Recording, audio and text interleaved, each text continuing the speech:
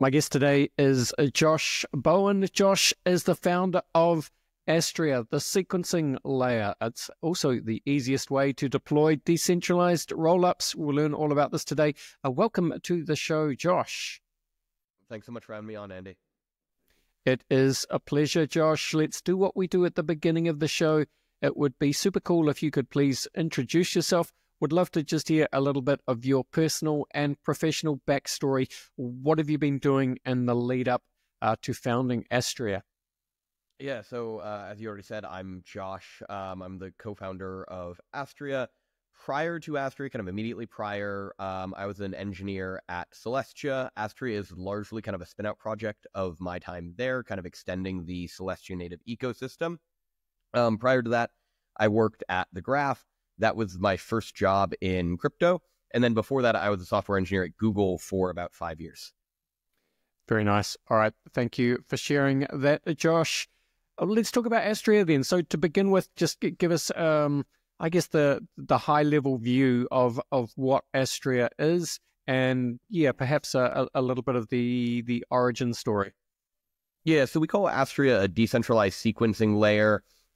Which is a bit of kind of like a marketing term. You know, at a base level, it's a Comet BFT, for consensus blockchain. It has its own state machine, but it is kind of specialized to be used for sequencing. And when we say sequencing, we mean that within the context of kind of roll-ups in kind of like crypto infrastructure terminology, which is the idea of actually kind of receiving transactions and like ordering them and then putting them kind of into a block with some amount of kind of guarantee of finality, though the term finality is kind of overloaded a bit in crypto since there are often multiple layers of finality. The origin of Astria, as I said, came from my time at Celestia. When I joined there in late 2021, so relatively early in the project's kind of history, when they were around, 10 or so people, I was working on rollups on Celestia and how we could build rollups on Celestia. And specifically on, what we call Celestia native rollups. So this is rollups that use Celestia for data availability, but also don't necessarily use something like Ethereum for settlement. They're just kind of fully verticalized on top of Celestia itself. And Astria is largely a kind of, continuation of that effort. Got it. Thank you. All right. So there's some kind of interesting context, and I think you could probably explain this better than I could, Josh, but if you want to just give us some context in terms of, in 2022 perhaps, there was probably a view that decentralized sequencing was going to be important, and in a world with more rollups than there were, sovereign Cosmos chains, it would be non-viable for all of them to pay the cost to have their own decentralized node set, right? And in 2022. Centralized sequences were quite new, so it was more reasonable perhaps to trust the idea that teams would have the goal or a view that they would decentralize over time. So just explain that context and then maybe tell us if that is still the case, and if not, what has changed since that time. Yeah, so the proper kind of idea for like Astria, really kind of was going off in, as an independent project from Celestia in kind of like mid 2022, around call it like June or so. And if we think back from like a timing perspective, we had Arbitrum launched, their roll up on mainnet in August 2021, and Optimism was in December 2021, right? And they both run kind of with centralized sequencer. And so, we were, less than 12 months into the kind of idea of having these centralized sequencers, and both projects had progressive decentralization on their roadmap. And so our view was, again, Celestia being a project kind of broadly in the Cosmos ecosystem, and us therefore being kind of adjacent to that, and talking to a lot of the validators who do the actual kind of validation on a relatively large number of Cosmos chains. With the market kind of, in a downturn in 2022, a lot of these validator organizations were saying, okay, look, it's just not economically sustainable for us to run, nodes for all of the kind of long tail Cosmos chains. So they were picking maybe the top 10 or 15 or so, and then trimming out, all the remaining chains. And so our view was, combining those two ideas of saying, okay, if we think there's going to be a bunch of rollups, right, based on like the rollup centric roadmap for Ethereum, with Celestia kind of, being one of the kind of core components of that, or maybe even the predecessors to that with the Lazy Ledger paper, And then also looking at this kind of economic viability of having, call it 100 nodes for a decentralized set of validators in a Cosmos chain, and balancing those two against each other with the context of we don't want decentralized sequencers, we want to move towards decentralization. We came with this concept of like a shared sequencer, where the idea was essentially saying, okay, can we design, a system where we provide decentralized sequencing, but it's not constrained to just a single one of these rollups, such that multiple of these rollups can use the same sequencer set and essentially amortize the cost of decentralization, which is, largely downstream of just you're literally running more nodes, right? If you're running one node versus 100 nodes, you're obviously going to have a higher cost. And could we amortize that across kind of all of the rollups using a single shared sequencer? Yeah, and I think we're now in the position, Josh, in 2025, it's reasonably clear, I think, that I guess the wider ecosystem, the community, whatever you want to call it, has shown they care less as to whether sequences or chains are centralized or not. There's a certain segment that are still, I guess the core true believers in decentralization, but, a lot of market participants are less, they don't care. They just want to be able to transact, do what they want to do as fast, cheaply, efficiently, and easily as possible. At the same time, we have a new Trump administration, if you like, that is unexpectedly crypto-friendly, it seems. And I also saw you talk about how there's, explain, what you mean by the power law distribution and the usages of these chains and rollups, which just means that essentially only 3 rollups have a TVL of more than 1 billion, right? So just explain all that, which kind of will bring us up to where we are today, right? Yeah, so the premise was on we're gonna have like many rollups, right? And like when we say many, right? Some people say okay, we're gonna have 100, we're gonna have thousands, we're gonna have 10,000s, millions, whatever, right? What we kind of see today in 2025 is by and large, it's going to be Base, it's going to be Arbitrum, it's going to be Optimus and Mainnet, and those are going to be your 3 dominant rollup players with the bulk of the TVL and the bulk of the user kind of transactions on them. And the other chains they're going to have a significant amount of usage are really going to be kind of Solana and Ethereum in a DeFi context, right? And so we have to kind of reevaluate, I think, the overall thesis kind of within that context of, okay, we have really 5 chains that are kind of the dominant chains by usage. You could try to include like Tron, but it's a slightly kind of differentiated use case, same as like BNB. But if we think about those 5 chains, right, ETH, Mainnet, Base, Arbitrum, Optimism, and Solana, right, we don't have, I guess, what was like the kind of, input that we assumed for the kind of shared sequencer thesis of, we're going to have, 1,000 rollups, and each of these rollups need to be decentralized, and thus they need to kind of amortize the cost. In practice, we have, 3 rollups that are kind of the dominant ones, and all of them run a centralized sequencer, and everyone is just kind of like comfortable with it. I mean, not everyone, right? But it's not seeming to be like an impediment to the user adoption of these rollups. And it's not something where we see, one of the rollups arguing that it would be a strong kind of competitive differentiation if they were to be decentralized to push back on the other kind of rollups, right? And then we also have the kind of Trump administration, right? So there's always been this, potential thesis of saying, maybe for economic reasons, right? The centralized sequencers make quite a bit of money. They make a significantly higher kind of profit percentage after ETH moved to blobs, since the cost of blobs is dramatically lower than the cost of an equivalent amount of call data. And so they have very, very high profit margins. So they don't want to decentralize that. They don't want to kind of give up that revenue. To some degree, that's their kind of competitive differentiation, right? If you say, well, I'm generating and kind of in-housing, all of my revenue, that is, funds that can be reinvested in your competitive positioning. You decentralize that, now your competitor that remains centralized, right? They might now have an advantage of just more capital to spend. So we have that. But there was always this kind of question of, are we going to have essentially regulatory pressure to say, hey, you just can't run a centralized sequencer, you need to decentralize. And that leads to a somewhat rapid kind of move towards decentralizing these sequencers. And with the new Trump administration, I don't think anyone's really arguing out this, that we expect the administration to come and say, hey, one of the core problems that we have with crypto is that the sequencers are centralized, whether it's from, an understanding, right? I haven't heard anyone from the Trump administration mention sequencers, or to a large degree, right, discuss blockchain kind of infrastructure at that kind of level of detail. but also just kind of, the joke is, they're calling it kind of crime season, right? Is, it feels a little bit like kind of there's not any kind of clear rules, but in a very different way than under maybe, the Biden administration with Gensler in charge of the SEC, right? Where there were no clear rules and so everything was off limits. Now it's like, well, it's still not quite clear what the rules are, but generally it seems like everyone's allowed to get away with whatever. Yeah, no, that's very well said, Josh. And we've had a couple of perfect examples of what you've described as crime season come from President Trump himself. I think just yesterday he posted on Truth Social that he loves, the hashtag Trump, referring to as Trump meme coin, which, then had a little rally. Also, when Trump first made that, the announcement about the, what was he calling it? The national stockpile of digital assets, whatever he called it, and said it was going to contain, I believe, XRP, Cardano, and Solana.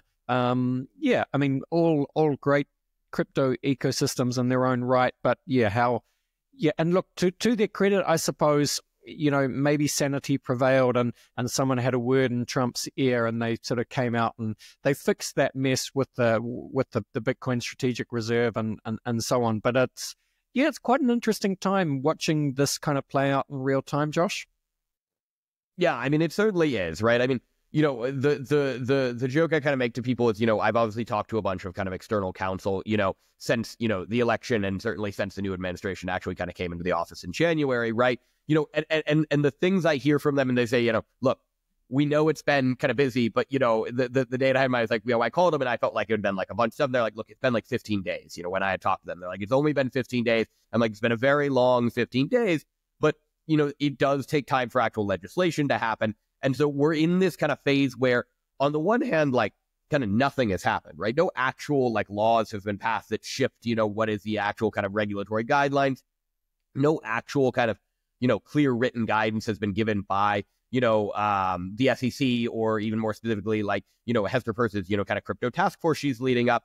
But it does feel like very obviously the kind of mindset of a lot of people has changed because, they've removed some of the lawsuits, right? Most notably against, Coinbase and, Consensus and like Uniswap, right? And then, we're hoping generally to go from, okay, it used to be you get a Wells notice. Now we're like, okay, the lawsuits from the Wells notices are gone. Are we actually going to get no action letters? With the kind of long pole being, when do we actually get new legislation that actually really clarifies what the actual rules we're operating under are? Yeah, and look, another way I've seen you talk about this, Josh, and I think it really gets to the crux of the matter is, if it is crime season or if decentralization doesn't matter as much as we thought it did, is that an existential crisis for, the hardcore builders in the industry or not? How would you characterize that? It's like whether it's existential or not, I feel like crypto is such a high volatility industry, and it has this somewhat kind of painful sense where, you're tied to a macro environment no matter kind of what you do, but it's highly volatile. And so, there's a lot of like emotional coupling to like the broader kind of macro ecosystem that, traditional startups may not have, where you say, yeah, the stock market's down today. And they're like, I don't care. We're like building whatever kind of the startup you are. Whereas in crypto, you're kind of like the stock market's down and that like has an existential impact. So I feel like crypto is relatively used to having existential crises every, 4 to 6 weeks kind of thing. Mm-hmm. But when we think about, the focus of, okay, does decentralization matter? Is that going to be kind of, a waste of time, right? Gwartz is kind of like Anon on Twitter, and they had this post about like, it kind of looks like a lot of people spent, 10 years building software that's like open source for decentralization. Robinhood's going to come in and take kind of all of our money. And there is a degree where I do think it's necessary for the builders in the industry to kind of reevaluate their positioning, because whether or not it's kind of existential and you throw everything out and you say, okay, we're not going to decentralize everything, we're going to give up on all of that, we're going to centralize all the ledgers, I think that would be an overreaction. But I do think when kind of considering, just priorities relative to each other in kind of like, a road mapping, frame of mind, you do want to think about, okay, is, increasing the size of my validator set or whatever the most important thing I can do? Or actually, are we in a little bit more of a, get the product to market. And actually the thing that's going to matter is what the end user experience is. And you just have to compete on that because, to the point on kind of legislation, we're hearing a lot of the kind of institutions talk about kind of an interest in crypto, but a lot of the larger players are still going to be relatively conservative and wait until there's actual written legislation. So the kind of, crypto natives are still going to have a little bit of a kind of lead here by just being more risk tolerant. But what that means is they're also going to have to kind of go up market from, a quality of product. And I think we're going to have to be kind of, we have to be honest with ourselves and say, look, the current state of crypto products from just, whether it's an app on a phone or an app on a website are often not that good. And, if we're going to have, less kind of regulatory barriers or lower risk to kind of participating in the crypto ecosystem, there is a reality that the quality of the products are going to have to get better. And that may be an increasing kind of percent of the focus of these crypto projects rather than, an equivalent amount of time being spent on just the decentralization bit. Yeah, well articulated again. Thank you, Josh. Let's bring it back to Astria then, Josh, and maybe just lay out kind of the current state of where Astria is. I think the mainnet launch was October 2024. So just kind of, lay out some of that timeline, I guess, past, present, and future, and what it's looking like. Yeah, so as you said, we launched mainnet, October 2024 after, call it, a year and a half or so of kind of building the network. But maybe prior to that, and I'll kind of pull this forward, right? Around, in my head, it's, March or April or so of 2024, we started to get this realization where for kind of two reasons, we needed to think about kind of like making our own rollup that used the sequencing layer itself. And, for one of these reasons, it was just for like a testing case of like, we can't know if this sequencing layer, which is kind of fundamental like a piece of middleware, we don't really know if it works if we don't have an actual system kind of utilizing it on top. But then we also started to realize that from just like a sales perspective, essentially, one as kind of like, a company or a project, right? We weren't seen as like customer friendly. That's just kind of not my strengths, And so we weren't signing a bunch of other projects, but we were also starting to see a narrative questioning, the economic viability of shared sequencers or whether it was economically viable or if it was economically optimal from the perspective of a rollup. There was starting to be this narrative around, oh, the shared sequencer just exists to kind of take your revenue from you, as a rollup. And so around that time, we started kind of invest more effort in, building our own rollup. We call it Flame right now. We're in that kind of process of a rebranding there. But, we've kind of increased our investment there, kind of cutting forward to, March 2025 now of saying, okay, given the new administration, right, given a kind of easing of kind of restrictions, as well as, somewhat of a contraction kind of in the market, both in kind of a dollar amount, right? Just like the market has just kind of in a slight down period right now, but also in the number of, chains and kind of projects that are being utilized, right? We've kind of leaned in and said, okay, we're going to work in a more vertically integrated fashion. And so from a product perspective, what we've done is we've invested more in having, kind of a front end team, right? We've invested more resources in kind of Flame building on the sequencing layer. And we haven't kind of structurally changed anything from, a technical perspective or a design perspective. The sequencing layer can still be used by multiple rollups, right? It has still remained kind of open source and permissionless to be usable. But what we've done is we focused a lot more on saying, okay, we actually have to bring a product to market ourselves and stop kind of doing what is a somewhat common, I think, failure mode for a lot of infrastructure projects in crypto, where they kind of tell themselves they only have to do half the job. If they say, I'll build all the infrastructure and someone else will utilize it, do the go-to-market job for me, but also kind of pay me a significant kind of percent of the actual revenue they're generating. And at least in the current market, that obviously doesn't seem to be the case anymore, right? We're seeing a lot of this kind of disintermediation, more kind of, I'm not sure mercenary is exactly the right terminology, but just more aggressive jockeying for revenue in this space. I think the most notable example would be, you saw Pump.Fun launch their own like Pump Swap with a very, very simple means of migrating all of the liquidity from Raydium, right? And so we're seeing things where they said, okay, it's not like Pump.Fun wasn't making a lot of money, right? They made a ton of money like last year, but they still saw an opportunity where they could collect a larger kind of percent of all the revenue kind of flowing through by disintermediating Raydium. And directionally, that's kind of just how I'm thinking about things. And generally the stance I'm kind of taking is saying, look, we set out to build, a piece of middleware, the sequencing layer, it does some settlement and bridging in there. But in reality, right, we're going to build the infrastructure. But if where the market is going means that we also have to build the applications on top of it, we'll just do that as well, because we're just not going to be, there's no point to just being kind of wholly inflexible with how the market's going to move around. Yeah, that's very well described. Again, Josh, yeah, there's no point in just building the rails anymore. You've got to find a way to monetize your work. As mercenary as that sounds, you won't survive if you don't. You mentioned Flame. Yeah, so just Flame is, it's kind of like, yeah, well, what is Flame? Just talk us through Flame. And you said it's kind of also a rebranding is taking place there, Josh. Yeah, so Flame at the simplest level, it's an EVM rollup, right? And so, but the core thing kind of about it is, it's an EVM rollup using our like rollup framework, right? It is, like many other EVM rollups, it is a fork of like the guest code base, which we, quite like. And we're focusing it really on like DeFi. I'm generally of the opinion that, the point of kind of, cryptocurrency, right, is kind of financial use cases.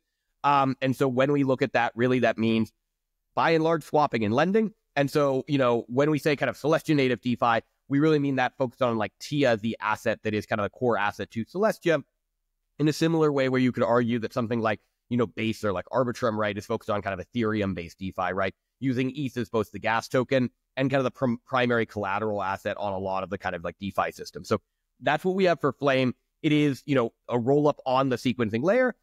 So it is kind of a decentralized roll-up, which we are kind of like happy with, right? Again, it's a demonstration of the technology kind of being able to provide, a high quality user experience.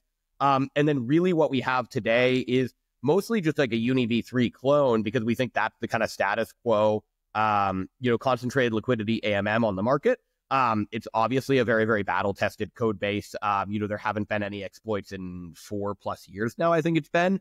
And then we have kind of the deepest liquidity on chain for kind of TIA and USDC liquidity on that. And so we're really kind of, actively trying to kind of grow the market for, essentially just kind of capturing some of the existing volume for TIA trading. Because by and large, if you go look at the things in crypto which generate fees or revenue, a lot of it is around kind of swapping. And then if you look at different ecosystems, you're going to see a very, very large percent of that, somewhere in the kind of 30% or so, to vary on ecosystem, is going to be usually like the native asset. So that might be like Sol to like USD or like ETH to USD. We're essentially trying to, get a foothold as the primary on-chain market to trade TIA against like USD, in this case using USDC as the kind of backing stablecoin there.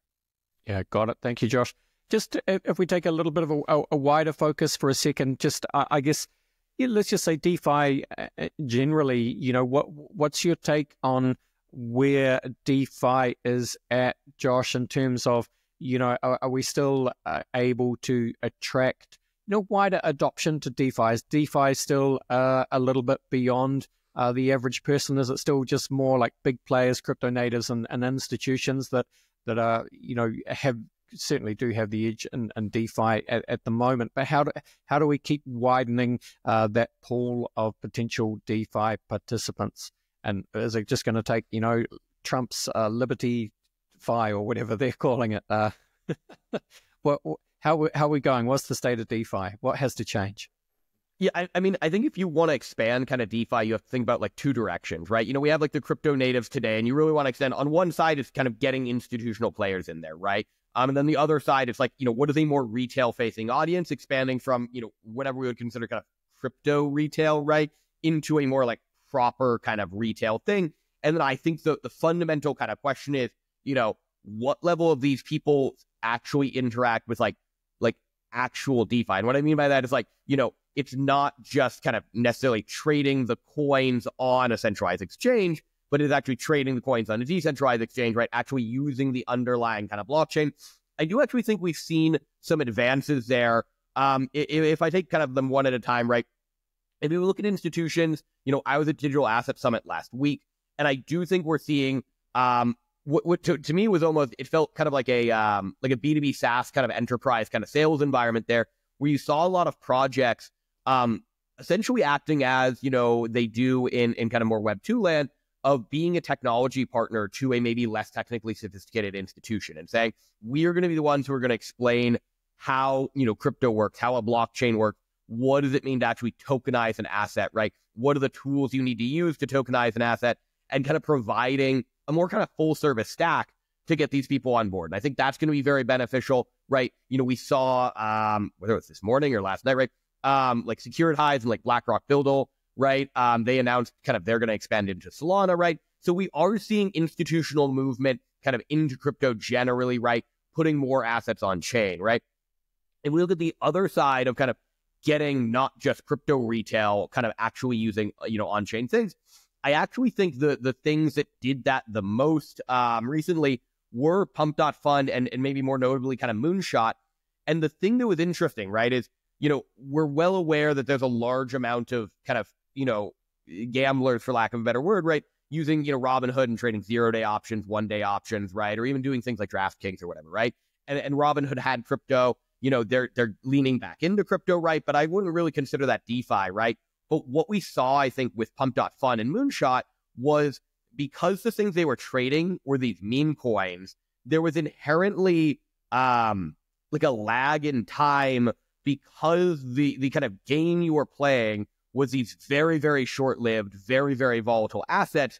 Essentially, the time for, whether it's a regulatory concern at all, or just kind of a time to move of like, Robinhood has to go list, whatever the 7th meme coin that like, went above a certain market cap kind of today. But maybe by the time they become aware of it, right, that thing is already kind of past the point of being interesting to the traders. It's peaked, it's listing on Robinhood, it's peaked. And so that was an interesting thing where, whether you like, the kind of meme coins or not, it was a unique scenario that required users to actually be on chain to participate in that kind of game. And it wasn't something that the centralized exchange were able to have an advantage on. And I think that's something we want to think about when we look at, what is the differentiated advantage of, on-chain DeFi versus the kind of centralized exchange, or maybe even just traditional finance, right? And if we think about meme coins specifically, it's really going to be this like permissionless asset issuance thing, right? It's just the ability for anyone to make an asset and list it in a pool, which resulted in this very, very kind of like, it wasn't like there were 10 times more assets. There were like 10,000 times more assets, right? Even if you're a very aggressive centralized exchange listing everything that comes through, if a guy still has to click a couple buttons to get the thing listed, are you actually keeping up with the rate at all of the kind of degens on Pump.Fund? So, that's, it's hard to maybe kind of expand from that onto what the potential of DeFi is or kind of what direction to take. But I do think it was an indicator of the kind of permissionless functionality of kind of DeFi, allowing there to be a differentiated game that can't be trivially kind of replicated on one of these kind of centralized exchanges. Yep. Thank you, Josh. Some great thoughts there. Well, look, as we start to finish up this part of the podcast, what do people need to know just in terms of what you guys are building with Astria? Where should they go? What should they do to keep up to date, to get involved? How can they get involved? Yeah, so just a kind of quick show, crypto by and large is like a Twitter, I guess like X now, right? Kind of, ecosystem. We have a relatively kind of, we have an Astria account on Twitter. It's Astria.org, so ASTRIA.org. My Twitter account is going to be JSkyBowen, so JSKYBOWEN on Twitter. That's where people can find, our thoughts and kind of, any announcements about the project. The project website is Astria.org. So that's where our stuff's going to be. If you want to use Flame, right, and you want to kind of trade your DeFi or you trade your TIA on chain, that's going to be flame.astria.org. So that's all of our kind of links and websites. We'll post more announcements. Again, we're working to kind of, make it easier to get on board to the chain, improve some of the user experience things, and really kind of increase our distribution here in the coming weeks and months. Awesome. So, yeah, links are in the show notes to all those websites. But, yeah, astria.org is the main website. Josh, it is time to start to finish the episode. And we do that, of course, by running you through the very famous Crypto Conversation hot take round. Are you up for it? I'm up for it. Excellent, Josh. I'm just going to run some questions at you. Just want you to give me your honest answers, hot take style, if you like. question one for you, bit of a funny one, but yeah, where would you say that you sit on the Bitcoin maximalist to multi-chain opportunist spectrum? I fall on I think to some degree, proof of stake is illegitimate. And what I mean by that is like proof of stake is kind of a form of fiat currency in that like it is just like you're printing kind of coins out of thin air. I don't think that means it's useless, but I do think there is fundamentally a like qualitative distinction between a proof of work chain and a proof of stake chain. And then to Bitcoin specifically, I do think, Bitcoin's immaculate conception is like irreproducible, right? Like you couldn't go have a proof of work chain that kind of has that decentralization. Maybe the hot take kind of would say like, I think one of the largest mistakes Ethereum ever made was giving up proof of work. I think they could have had a long-term differentiated advantage that could never be taken away from them by being the kind of dominant proof of work smart contract chain, whereas now they're proof of stake and they have to compete with kind of anyone else can bootstrap a proof of stake chain and compete with you on, more quantifiable metrics, right? Of just saying, okay, transaction throughput in TVL and whatever. Yeah, very well said. All right, what would you say, Josh, is your firmest conviction crypto opinion? Firmest conviction? Oh, that's hard to say. I know, I guess, and this is maybe, referencing back to the first one, so this is a little bit of recency bias, but I don't really see any crypto asset really surpassing Bitcoin from like a market cap kind of perspective. I do think if you go look at, a CoinGecko and look at the top kind of coins by market cap, there's very obviously a Lindy effect. And so, it's just, you can have opinions on, what people call them like the dino coins or whatever, but there is a degree of they've been around. They're probably going to continue to be around. There's not a lot of market pressure that are going to drive them down. And then Bitcoin, again, it just is the kind of, preeminent one there. So I think, Bitcoin is going to be the dominant coin kind of forever.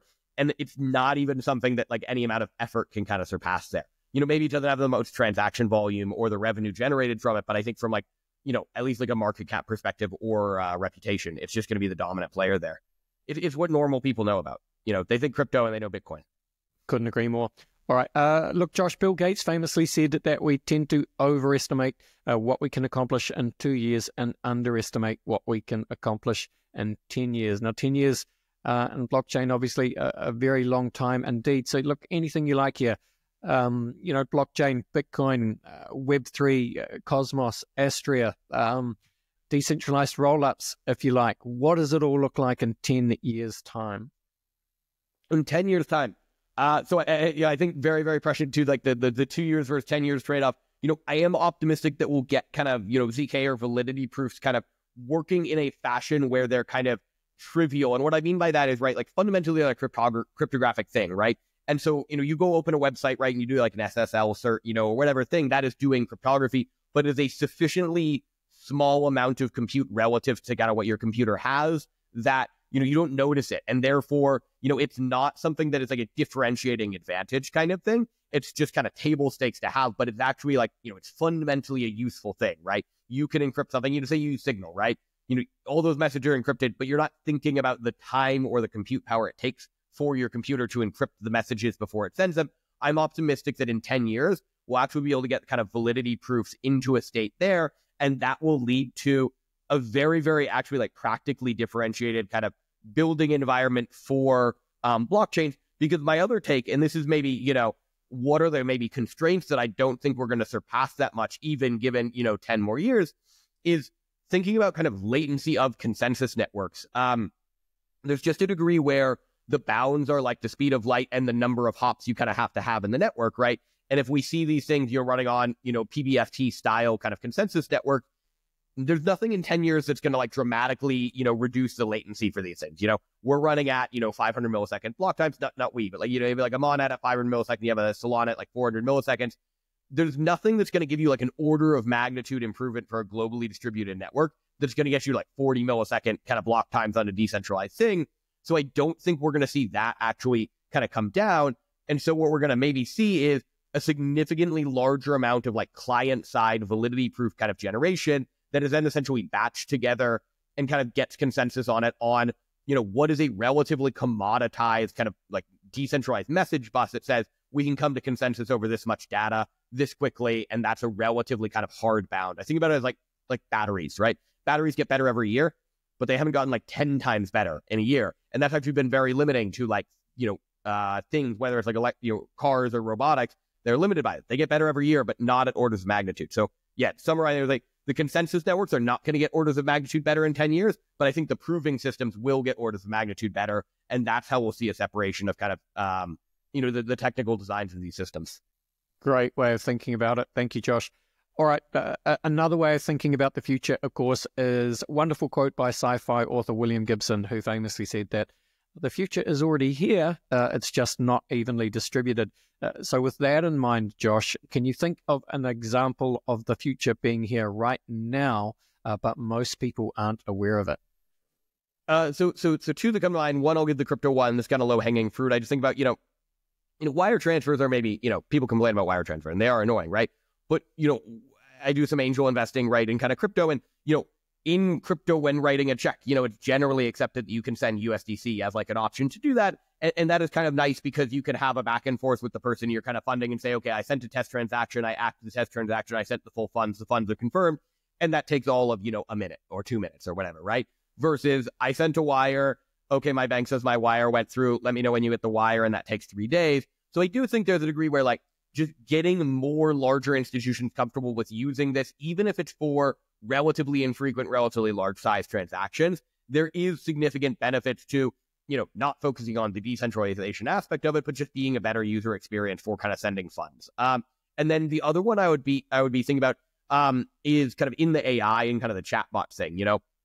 I've pushed my team kind of since day one, since ChatGPT came out, to say, hey, make yourself familiar with these tools, know how to prompt them, know how to use them. But, I'm staying, with my dad here, in New Mexico right now, and he doesn't use any of the chatbots, right? And like, that's reasonable, he's retired or whatever. But like, when I kind of explain to people or kind of show them what is kind of, feasible with, whether it's O1 Pro or, Claude 3.7, the amount of kind of things you can create relative to the amount of effort you have to put in is very, very significant. And it's an interesting one in that that's relatively accessible. These tools cost $200 a month for the most expensive ChatGPT, $20 a month for the most expensive Claude. It is broadly available to like most people kind of, in at least like the first world here. But it's something that I don't think most people are using, and they're not aware of the kind of, power that they can kind of have kind of at their fingertips. And so that's something that I think as we see that propagate into broader society, we'll see kind of shifts in a lot of societal functions, because you can do so much with them already today. And to the 10-year, right? I can't even speculate where there'll be a 10 years. You ask the AI people and they'll be like, well, the AIs will already be running the world by then.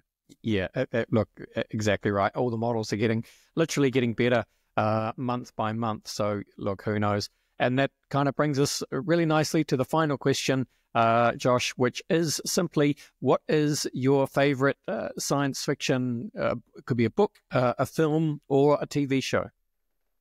Oh, that's hard to say because I've been reading a bunch of sci-fi lately. What is the favorite one? I'm not sure I'm going to have, a favorite off the top of my head here. One that I really, really liked recently was, I guess, no, let's go with the kind of classic answer. It's a boring answer, right?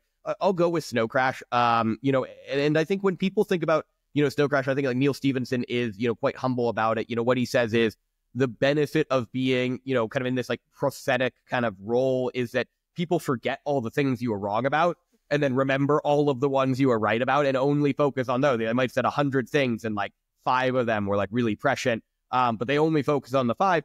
But I do think, I read Snow Crash, shortly before I kind of joined, kind of crypto full time. And I do think there's a lot of things functioning in this kind of, on-chain, semi-anarchistic kind of environment that are a little bit kind of, alluding to that. I think, when, we had COVID and we have, a lot of the digital nomads, and crypto is a very kind of digital nomad thing. We do see a lot of things, in that. I've been reading a bunch of other Neil Stephenson models, like it's Crystal Palace or whatever. I'm going to get the name wrong. Cryptonomicon, yeah. I think. Yeah. Well, there's Cryptonomicon. There's another one on like, it's like Crystal Palace or something like that, right. Yeah. But it's, I do think Snow Crash is really, it was obviously very, very prescient, for better or for worse. But, I think we've seen a lot of things that are kind of relevant to that. And it's useful to kind of put your mind, in that frame of thinking of saying, okay, maybe you don't believe in dystopia, but maybe you don't believe in utopia. But it's interesting to think about the thought experiment there. Yeah, absolutely. Great answer. A shout out, Neil Stephenson. Yeah, Metaverse. Hey, Josh, this was a lot of fun. Thank you so much for coming and spending some time with us today. Just to close it out, again, please feel free to direct people to, the Astria website and all the various socials and so on. Please go for gold. Yep. So if you want to go kind of check Astria out, your website is astria.org. So that's astria.org. And our Twitter is going to be Astria.org, all one word, ASTRIAORG. On Twitter, those are the best places to find us. Happy to kind of respond to user feedback on either of those channels. Really, really appreciate you having me on, Andy.